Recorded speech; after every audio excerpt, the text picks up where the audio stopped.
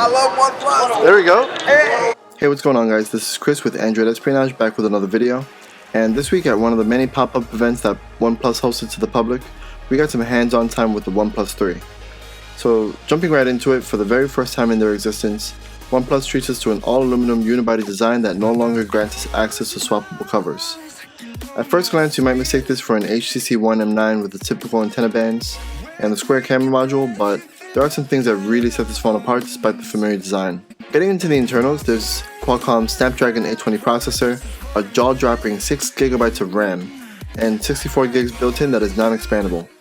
Lack of a microSD card slot is a deal breaker for many, but for most, 64GB of storage will do just fine. On the bottom of the device, you have your 3.5mm headphone jack and your bottom-mounted speaker, and USB-C makes a return, but unlike last year's OnePlus 2, the OnePlus 3 is quick charge capable with what OnePlus has coined dash charging. With their new technology, you'll be able to get 60% of battery life in only a half hour of charging time.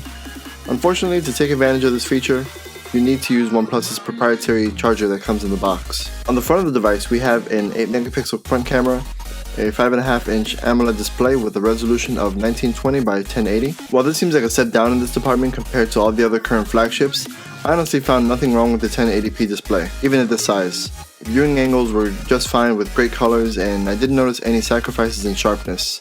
Below the display is a capacitive fingerprint sensor flanked by capacitive home and recent apps buttons that you can customize to whichever order you prefer them in. Using these buttons is totally optional if you're an Android purist and prefer to use the on-screen buttons as well. This definitely is a feature that more OEMs need to add into their hardware. On one side you have your volume buttons and the volume toggle that lets you silence the ringer and notifications if desired. On the opposite side you have your dual SIM slot and your power lock switch. On the back it's pretty clean, you have your OnePlus logo and your redesigned camera sensor. And the new 16MP camera sensor, both optical and electronic image stabilization is present along with 4K video recording. For photos, there's also a manual mode that gives you control of your usual white balance, ISO, exposure, and focus points, and even features RAW shooting. Android Marshmallow is running right out of the box with Oxygen OS, and I have to admit, this might be my favorite iteration of Android after Motorola's version. There's some really useful and welcome features like the previously mentioned customizable navigation buttons, dark mode, adjustable color temperature, and on-screen gestures for launching your camera and your flashlight.